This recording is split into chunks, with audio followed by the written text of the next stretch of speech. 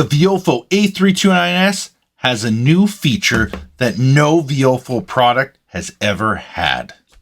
It now has low power impact detection.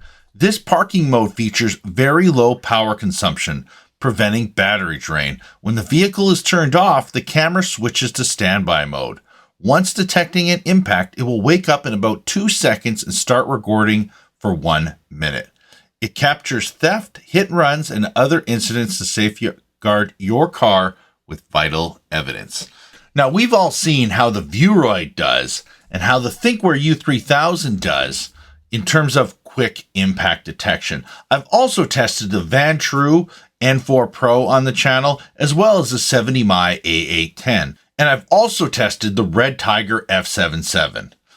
But the biggest problem with most of these other dash cameras is they take way too long to wake up, minus the Thinkware and Vueroid products, which are very quick wake up on any impact detection. So does the Viofo actually come to the table and wake up within 2 seconds? And is the current draw actually respectful? Let's find out. Okay, we have the control camera in the bottom right corner. The Viofo A329S top right, Thinkware U3000 top left, and Vueroid D21 4K bottom left. And we're going to make an impact with the basketball. U3000 wakes up in 1.08 seconds, A329S 1.59 seconds, and the Vueroid D21 4K at 2.16 seconds. This is quite remarkable. The Viofo is finally in the impact detection game when it comes to dash cameras. So please keep in mind, this is a pre-production unit from Viofo on the A329S. We're hoping to get production units within the next week or two.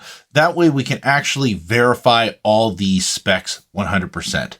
But the milliamp current draw, or watts, is 29 milliamps in one channel and 39 milliamps in 2 channels.